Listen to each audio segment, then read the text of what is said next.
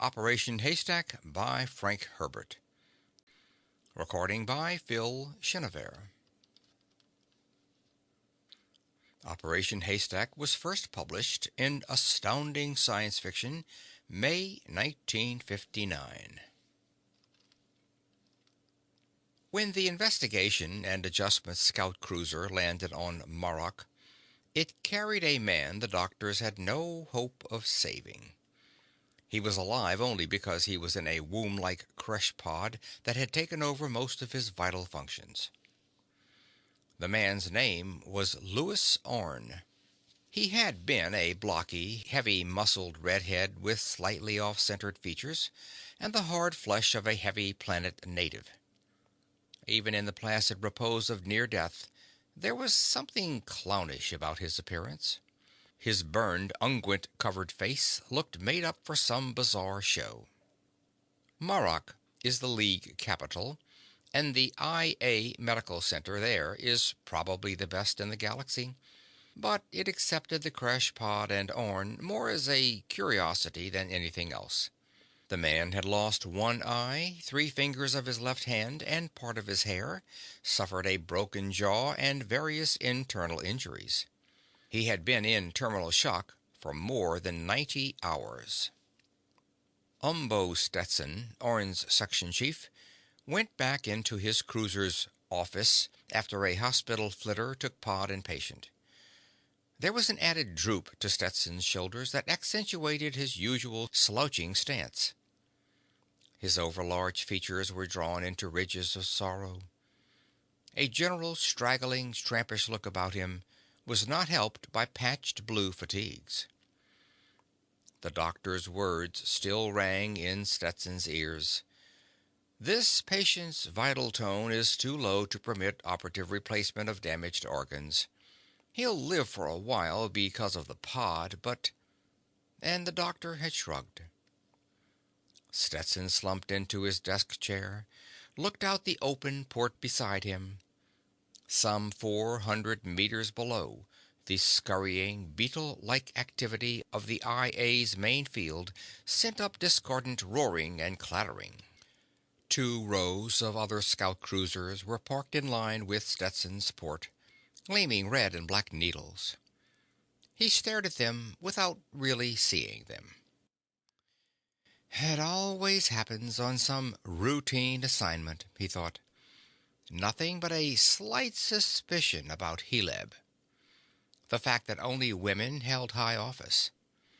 One simple, unexplained fact, and I lose my best agent.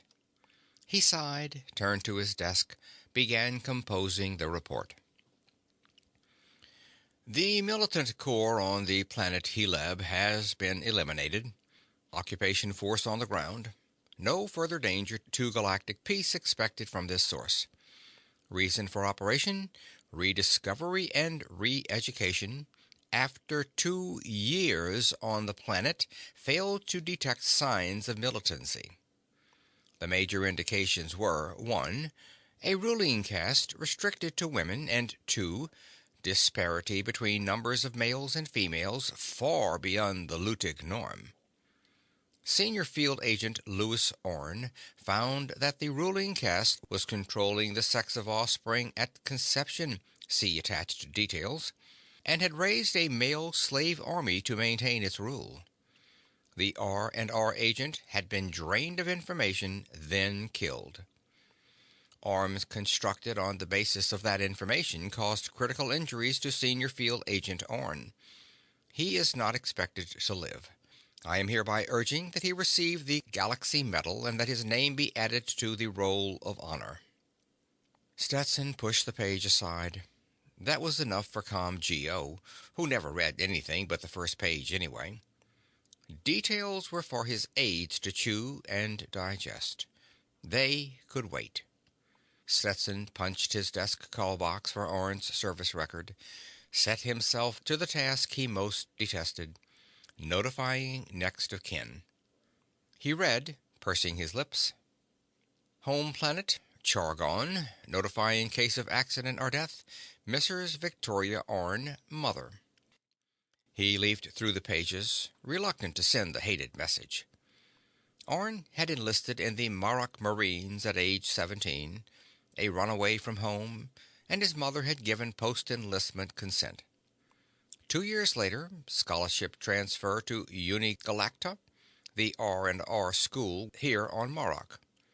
5 years of school and one R&R field assignment under his belt, he had been drafted into the IA for brilliant detection of militancy on Hamel.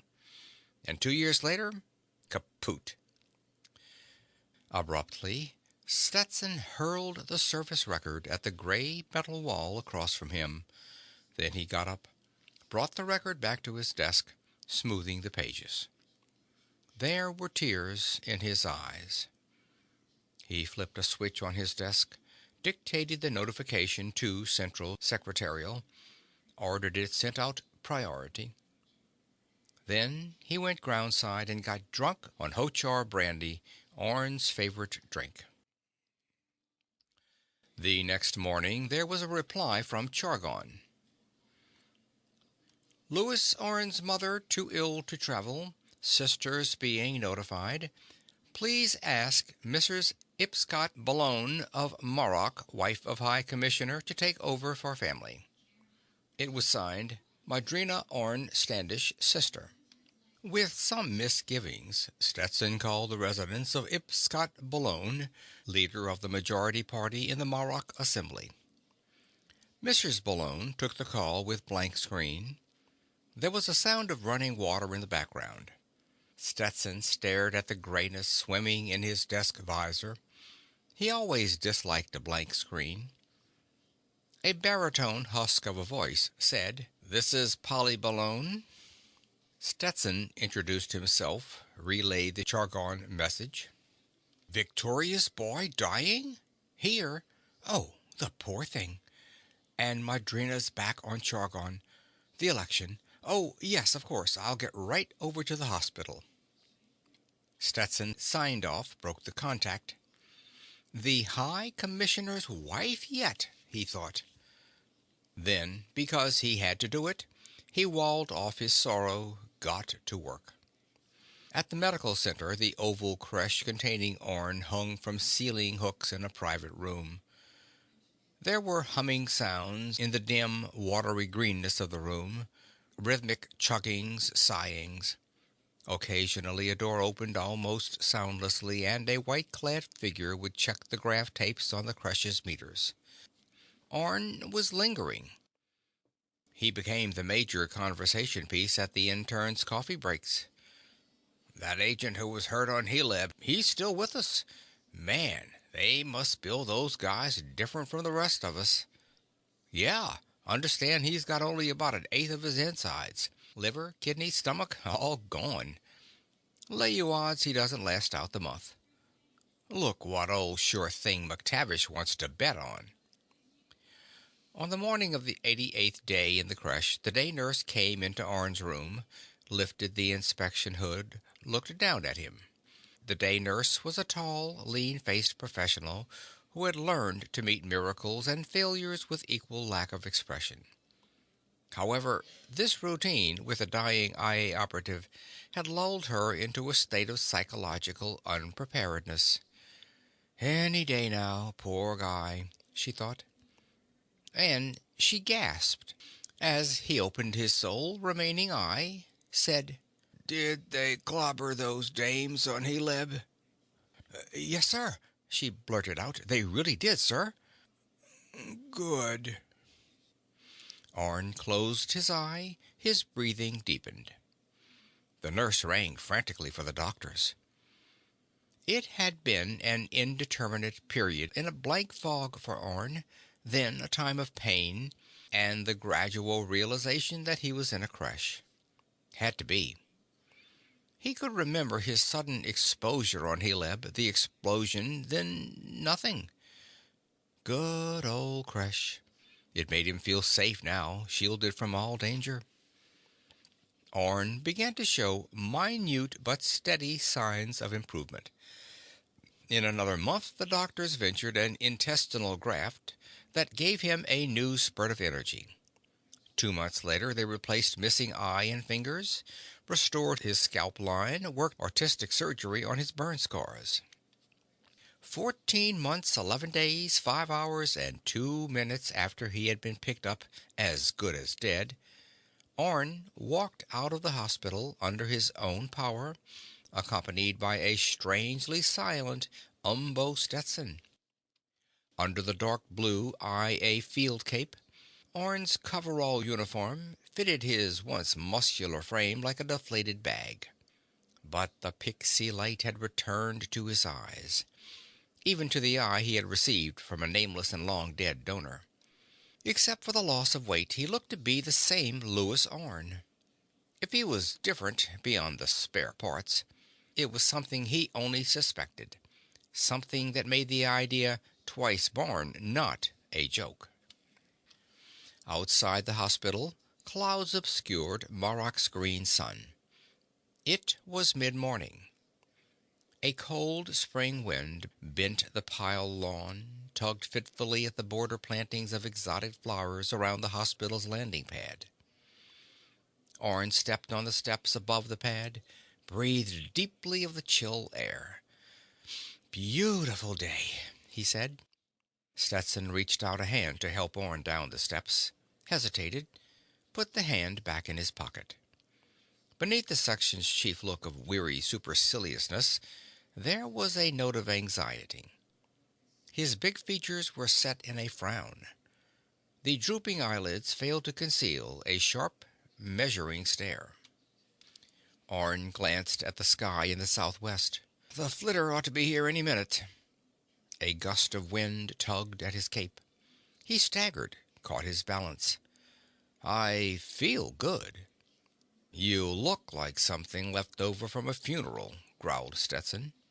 "Sure, my funeral," said Orne. He grinned.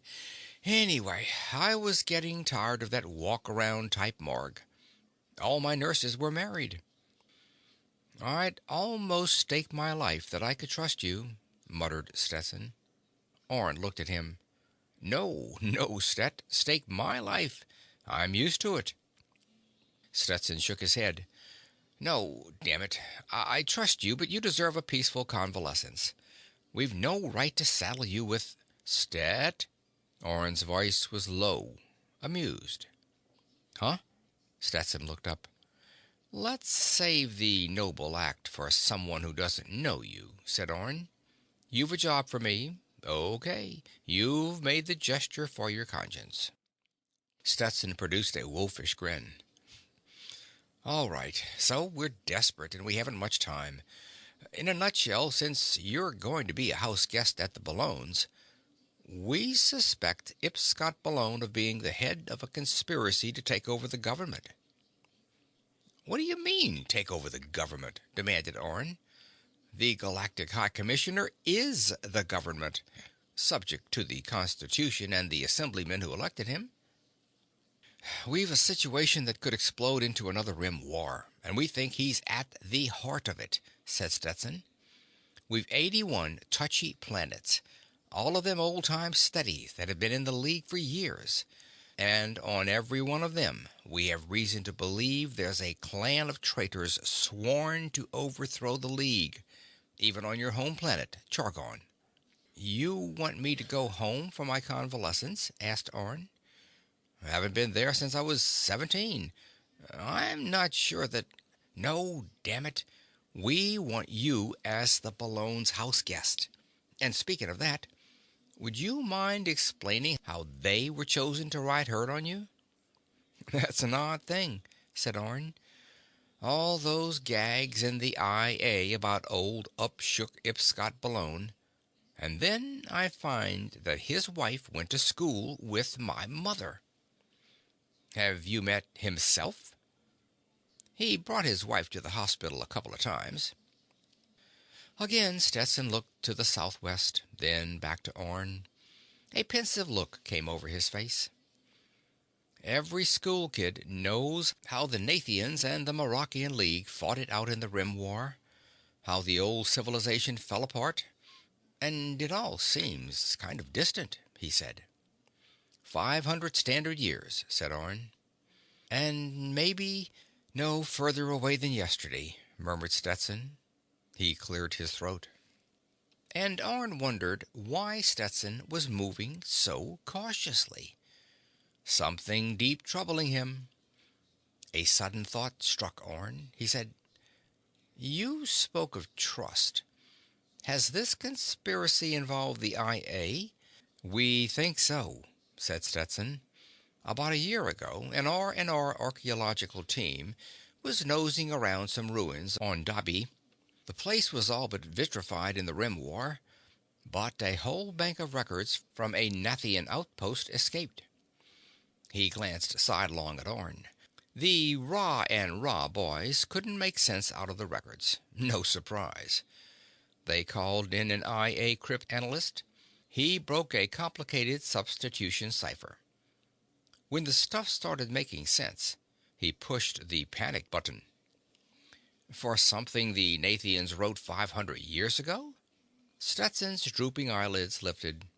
There was a cold quality to his stare.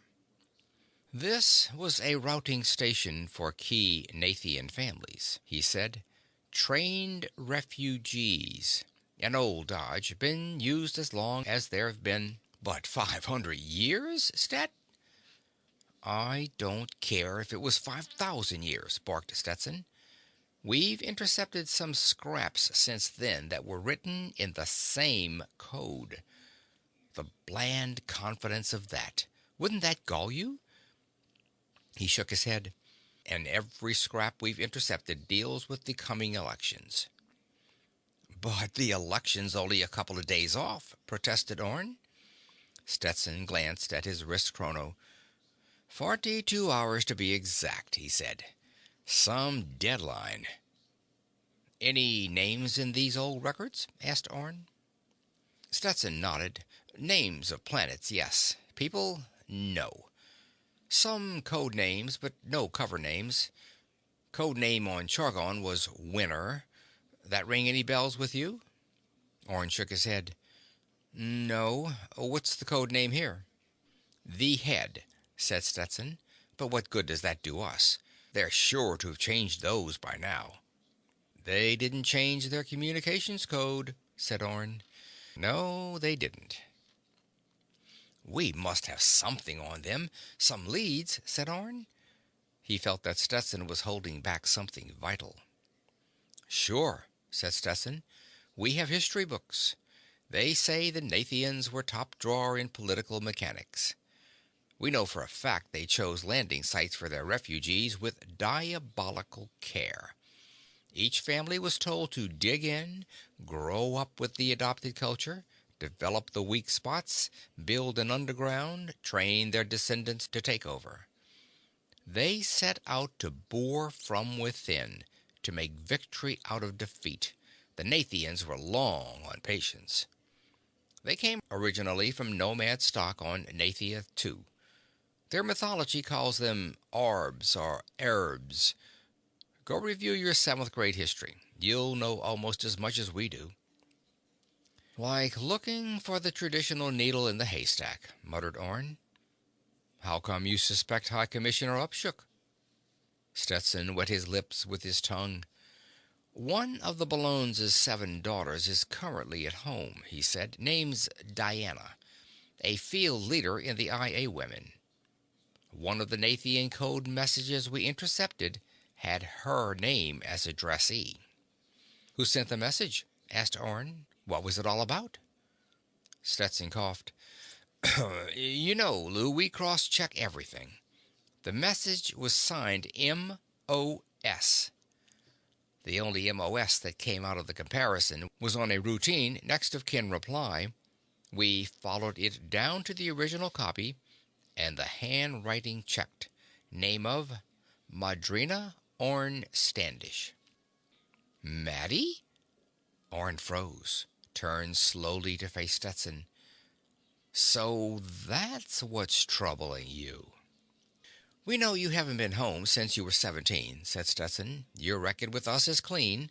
The question is—" "Permit me," said Orne. "The question is, will I turn in my own sister if it falls that way?" Stetson remained silent, staring at him. Okay, said Orne. My job is seeing that we don't have another Rim war. Just answer me one question. How's Maddie mixed up in this? My family isn't one of these traitor clans. This whole thing is all tangled up with politics, said Stetson. We think it's because of her husband. Ah, the member for Chargon, said Orne. I've never met him. He looked to the southwest, where a flitter was growing larger as it approached. Who's my cover contact? That mini transceiver we planted in your neck for the Guyena job, said Stetson. It's still there and functioning.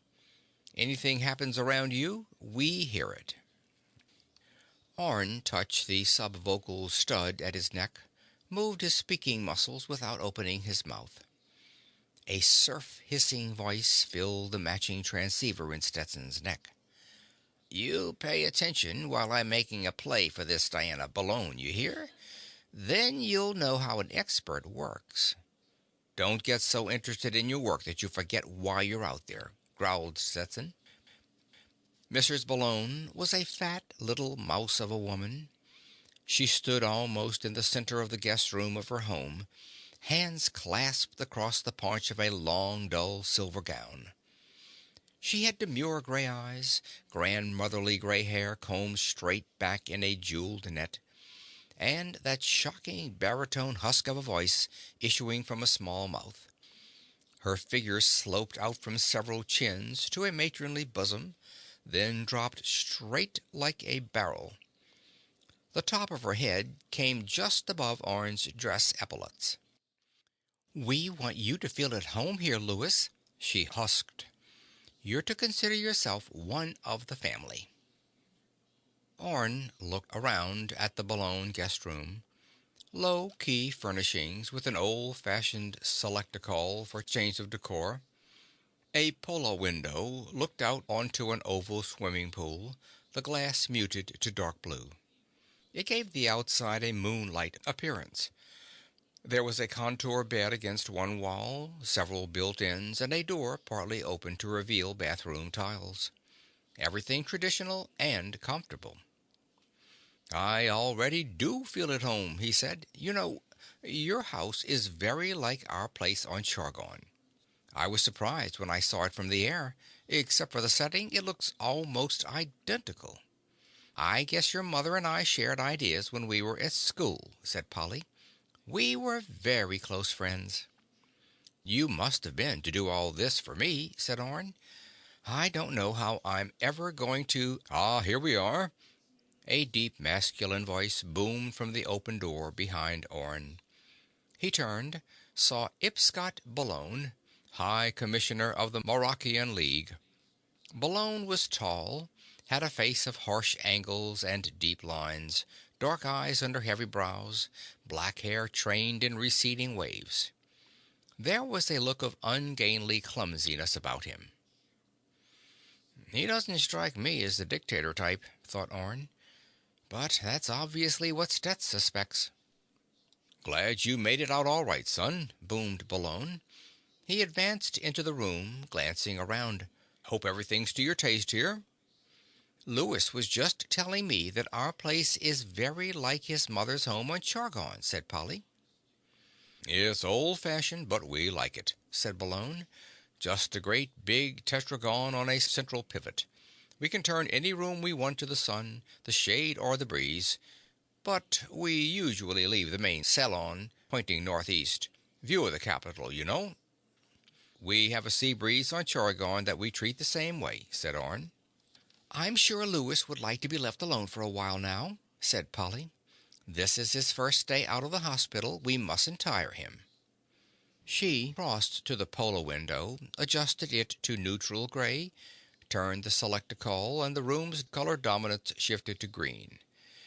There, that's more restful, she said. Now, if there's anything you need, you just ring the bell there by your bed. The autobottle will know where to find us. The balloons left, and Orne crossed to the window, looked out at the pool. The young woman hadn't come back. When the chauffeur-driven limousine flitter had dropped down to the house's landing pad, Orne had seen a parasol and sun hat nodding to each other on the blue tiles beside the pool. The parasol had shielded Polly Balone. The sun hat had been worn by a shapely young woman in swimming tights who had rushed off into the house. She was no taller than Polly, but slender and with golden red hair caught under the sun hat in a swimmer's chignon.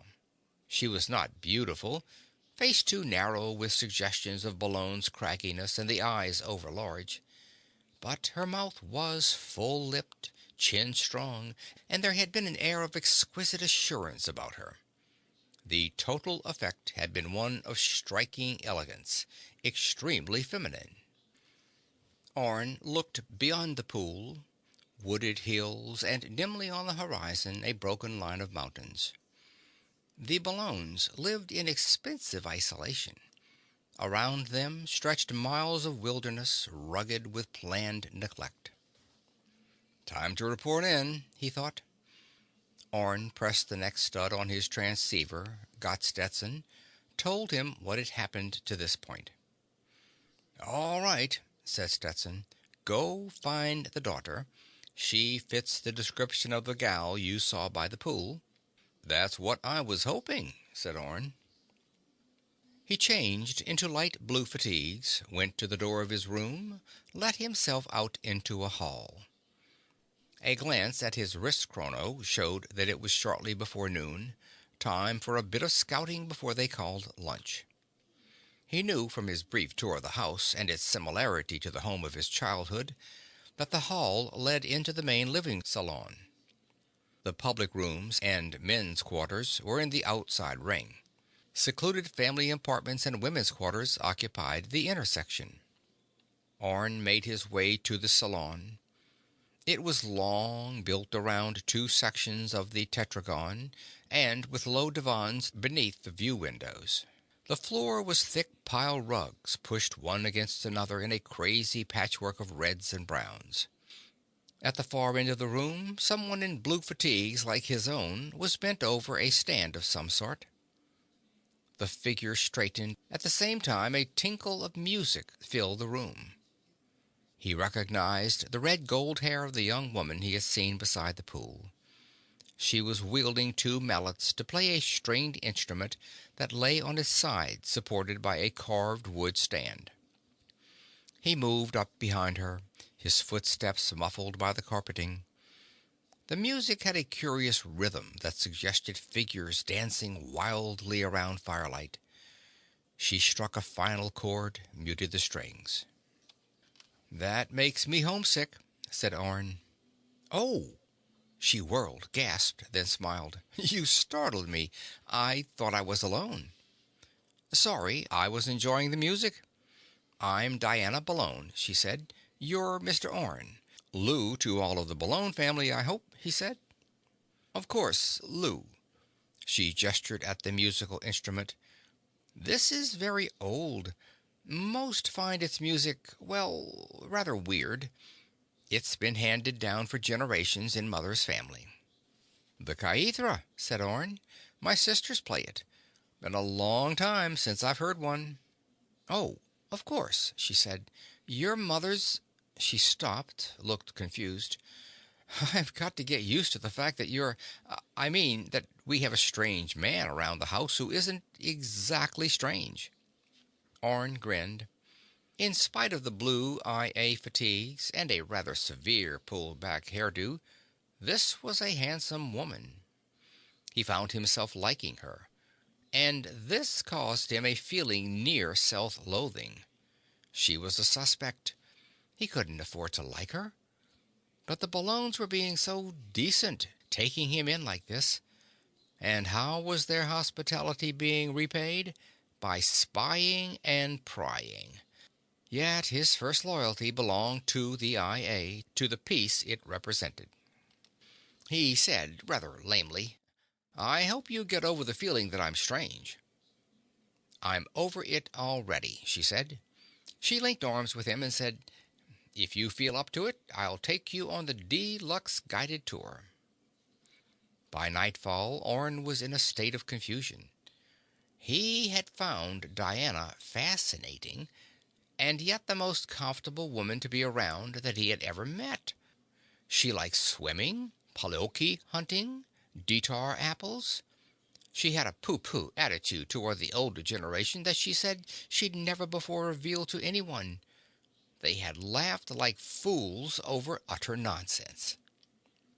Orne went back to his room to change for dinner, stopped before the Pola window. The quick darkness of these low latitudes had pulled an ebon blanket over the landscape. There was city glow off to the left, and an orange halo to the peaks where Marok's three moons would rise. Am I falling in love with this woman? He asked himself. He felt like calling Stetson, not to report, but just to talk the situation out. And this made him acutely aware that Stetson or an aide had heard everything said between them that afternoon. The autobutyl called dinner. Orne changed hurriedly into a fresh lounge uniform, found his way to the small salon across the house. The Ballones already were seated around an old-fashioned bubble slot table set with real candles, golden shardy service. Two of Marok's moons could be seen out the window climbing swiftly over the peaks. "You turned the house," said Orne. "We like the moonrise," said Polly. "It seems more romantic, don't you think?" She glanced at Diana. Diana looked down at her plate. She was wearing a low-cut gown of fire mesh that set off her red hair. A single strand of Rhinoc pearls gleamed at her throat. Orne sat down in the vacant seat opposite her. What a handsome woman, he thought.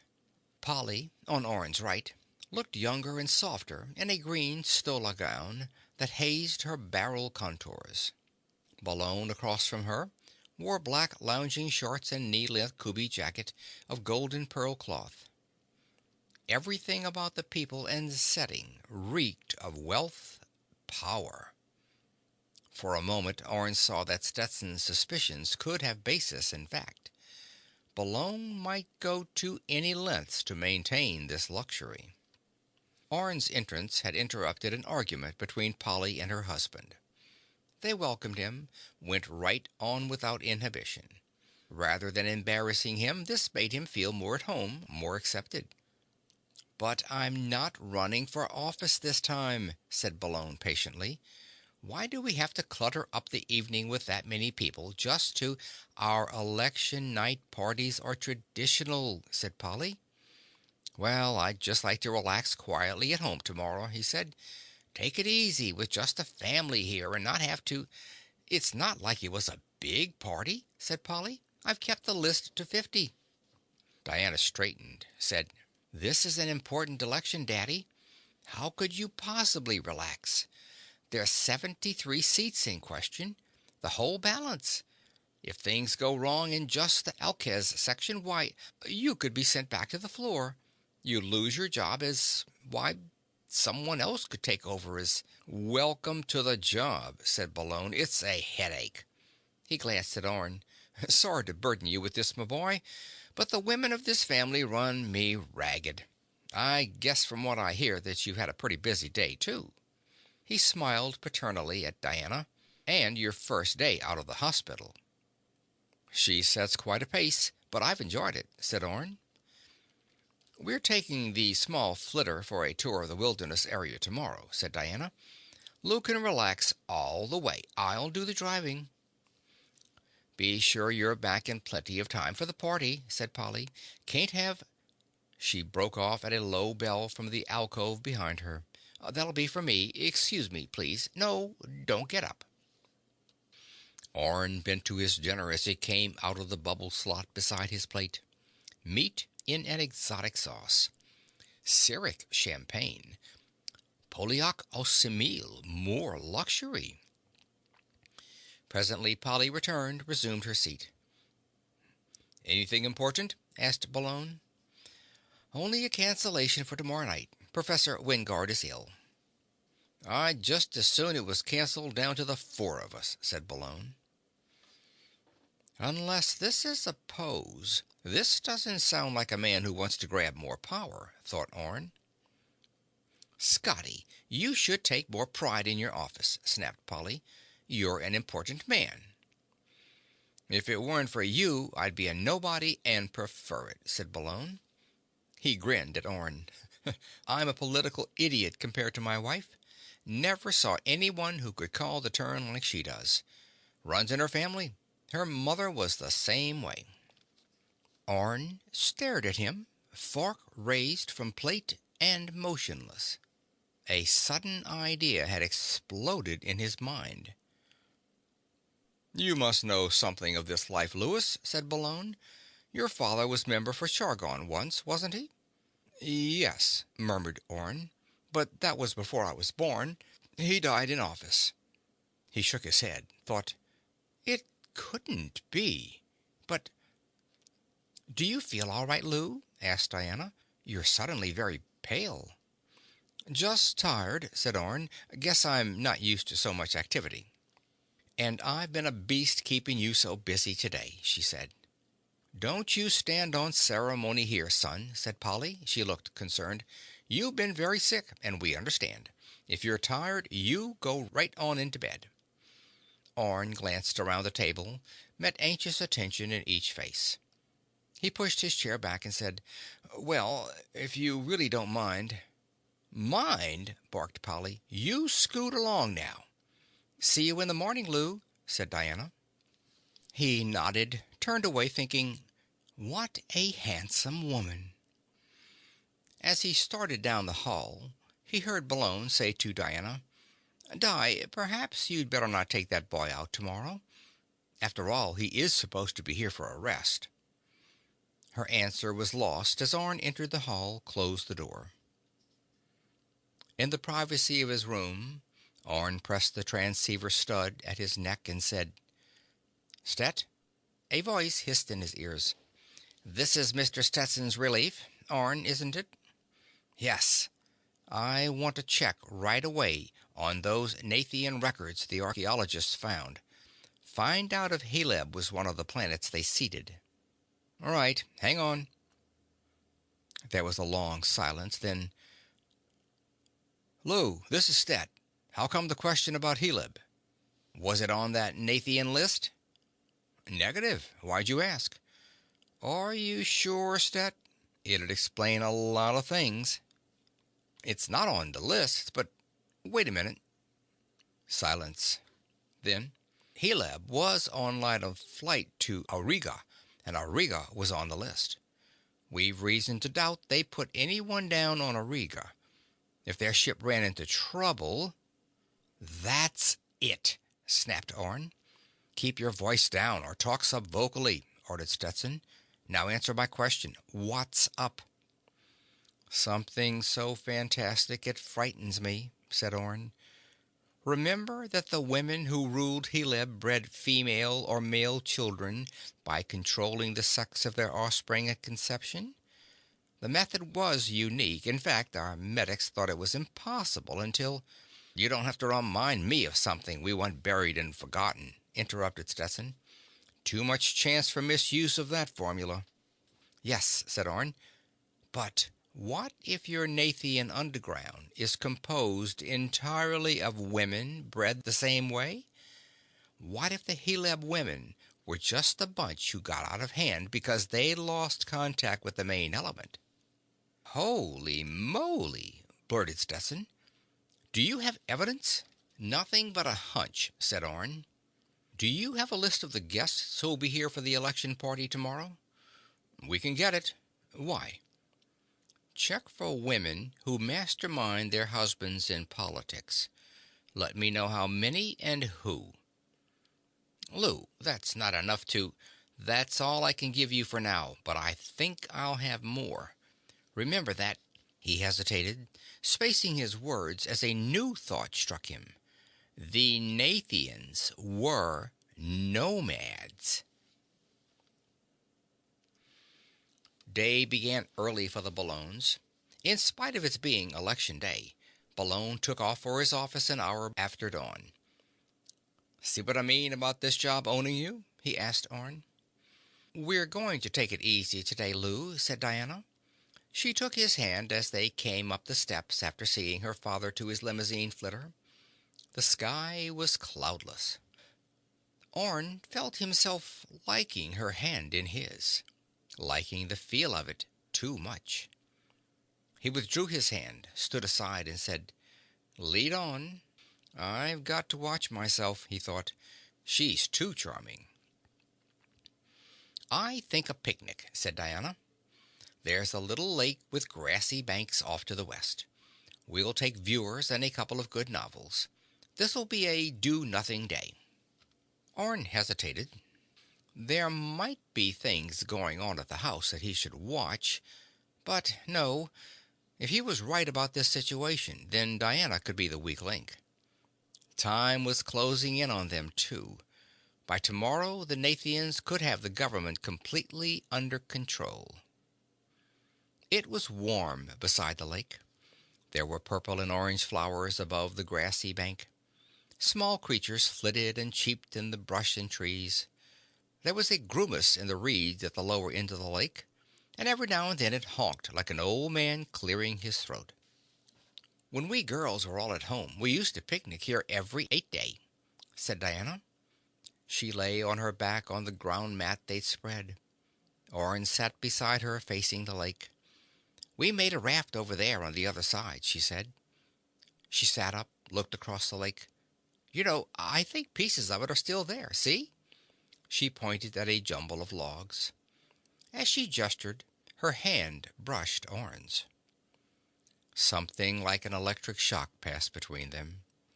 Without knowing exactly how it happened, Orne found his arms around Diana, their lips pressed together in a lingering kiss.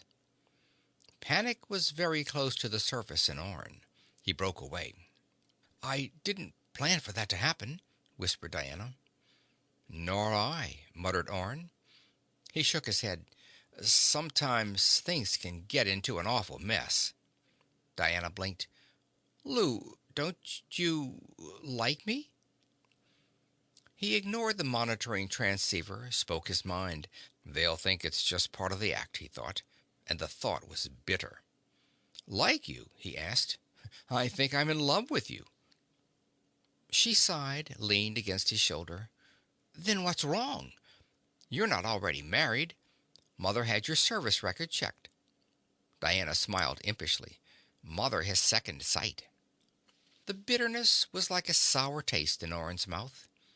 He could see the pattern so clearly. I ran away from home when I was 17, he said. "I know, darling. Mother's told me all about you." "You don't understand," he said. "My father died before I was born. He—" "It must have been very hard on your mother," she said. "Left alone with her family and a new baby on the way." "They'd known for a long time," said Orne. "My father had Brock's disease, and they found out too late. It was already in the central nervous system." "How horrible," whispered Diana.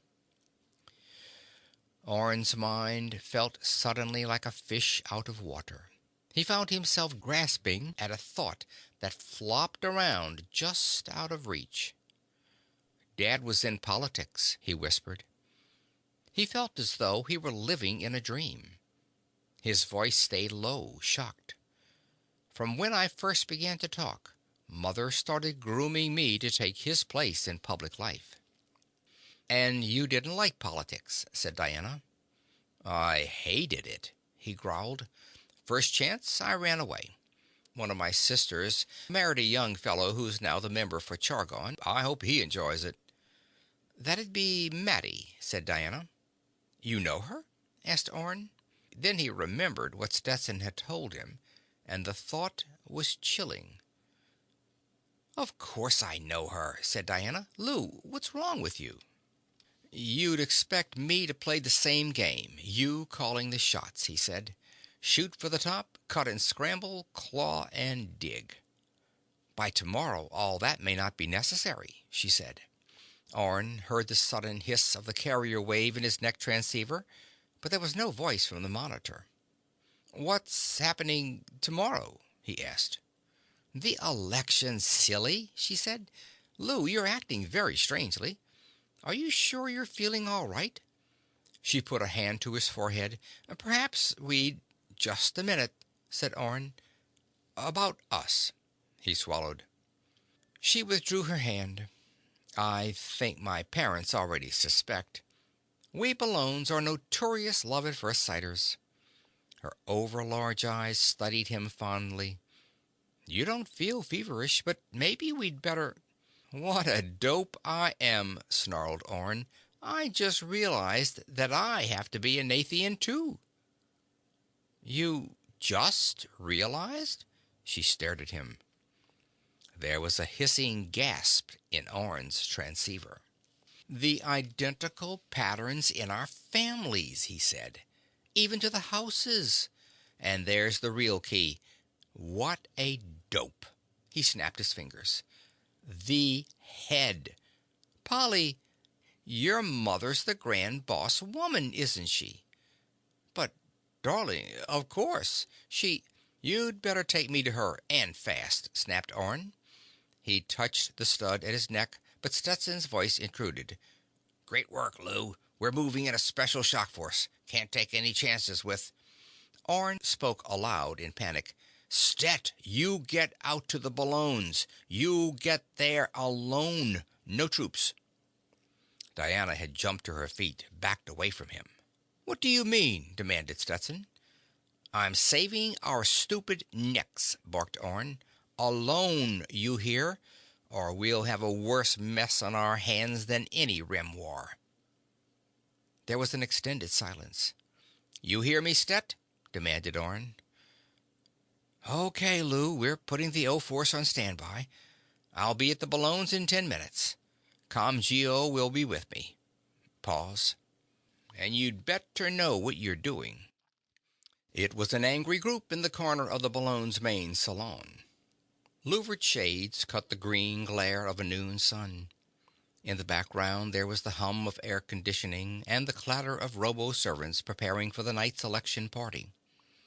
Stetson leaned against a wall beside a divan, hands jammed deeply into the pockets of his wrinkled, patched fatigues.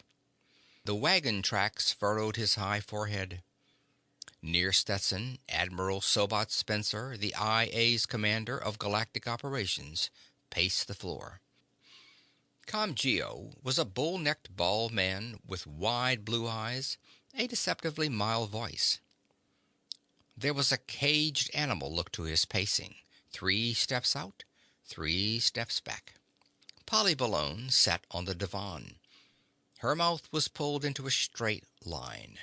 Her hands were clasped so tightly in her lap that the knuckles showed white. Diana stood beside her mother. Her fists were clenched at her sides. She shivered with fury. Her gaze remained fixed, glaring at Orne. Okay, so my stupidity set up this little meeting, snarled Orne. He stood about 5 paces in front of Polly, hands on hips. The Admiral, pacing away at his right, was beginning to wear on his nerves. But you'd better listen to what I have to say. He glanced at the ComGeo. All of you. Admiral Spencer stopped pacing, glowered at Orne. I have yet to hear a good reason for not tearing this place apart, getting to the bottom of this situation. You traitor, Lewis, husked Polly. I'm inclined to agree with you, madame, said Spencer. Only from a different point of view. He glanced at Stetson. Any word yet on Scotty Ballone? They were going to call me the minute they found him, said Stetson.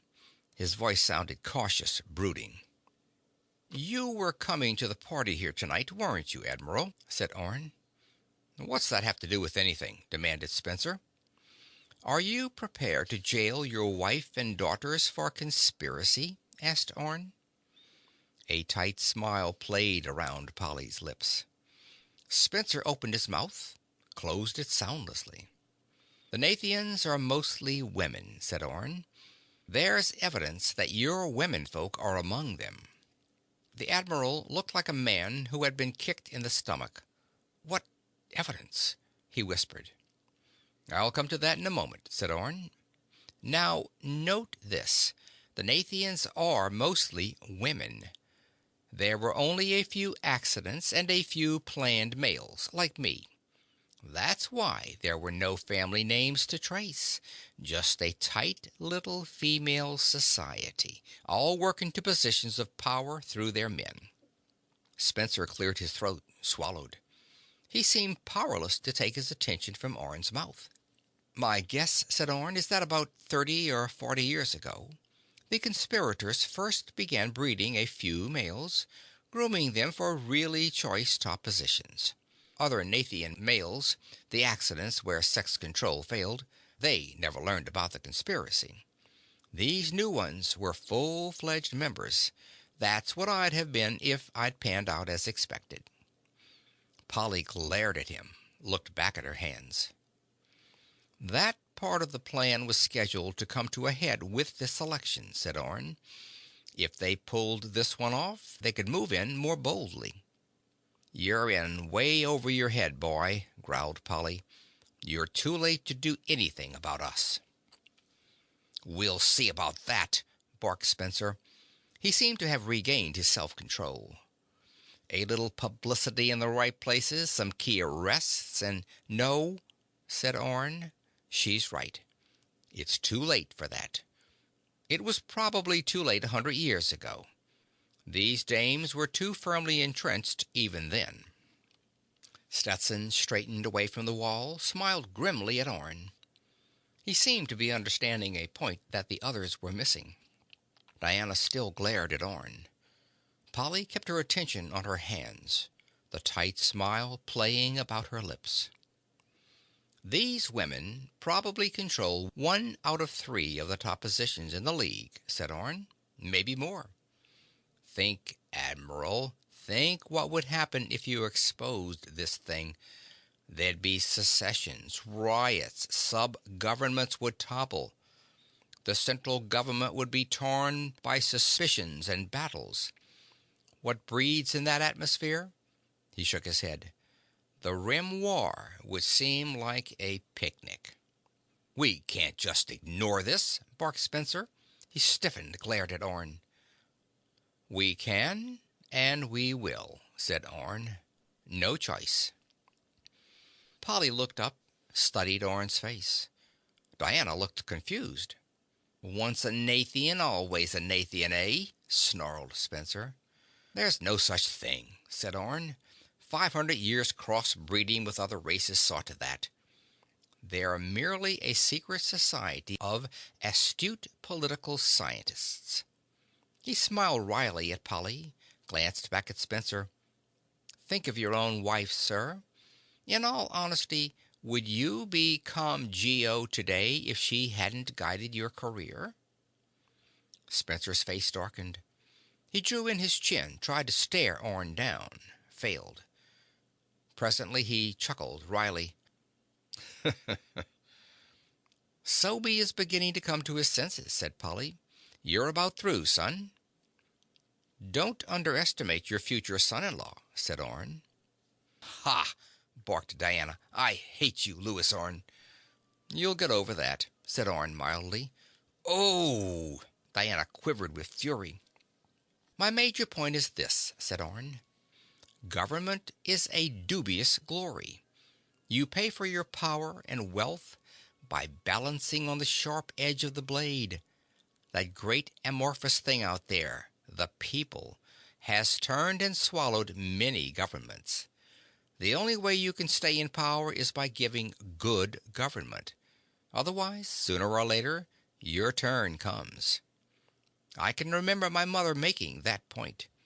It's one of the things that stuck with me. He frowned. My objection to politics is the compromises you have to make to get elected. Stetson moved out from the wall. It's pretty clear, he said. Heads turned toward him. To stay in power, the Nathians have had to give us a fairly good government. On the other hand, if we expose them, we give a bunch of political amateurs, every fanatic and power-hungry demagogue in the galaxy, just the weapon they need to sweep them into office. After that, chaos, said Orne. So we let the Nathians continue with two minor alterations. We alter nothing, said Polly. It occurs to me, Louis, that you don't have a leg to stand on. You have me, but you'll get nothing out of me. The rest of the organization can go on without me. You don't dare expose us. We hold the whip hand. The IA could have 90% of your organization in custody inside of 10 days, said Orne. You couldn't find them, snapped Polly. How? Asked Stetson. Nomads, said Orne. This house is a glorified tent. Men on the outside, women on the inside. Look for inner courtyard construction. It's instinctive with Nathian blood. Add to that an inclination for odd musical instruments, the kaithra, the tambour, the oboe, all nomad instruments.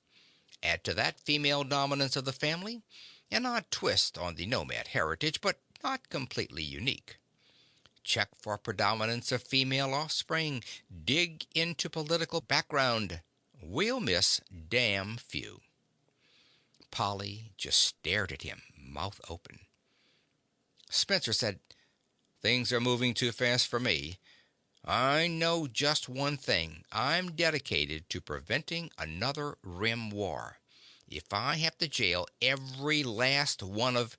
An hour after this conspiracy became known, you wouldn't be in a position to jail anyone, said Orne.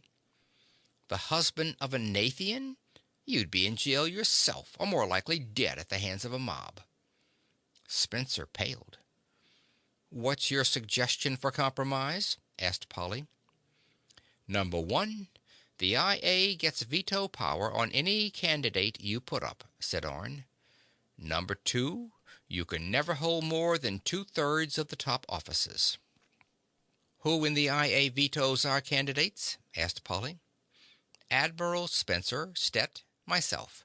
Anyone else we deem trustworthy, said Orne. You think you're a god or something? Demanded Polly. No more than you do, said Orne. This is what's known as a check and balance system. You cut the pie. We get first choice on which pieces to take. There was a protracted silence. Then Spencer said, It doesn't seem right just to... No political compromise is ever totally right, said Polly. You keep patching things up that always have flaws in them. That's how government is. She chuckled, looked up at Orne. All right, Louis, we accept. She glanced at Spencer, who shrugged, nodded glumly. Polly looked back at Orne. Just answer me one question. How'd you know I was boss lady?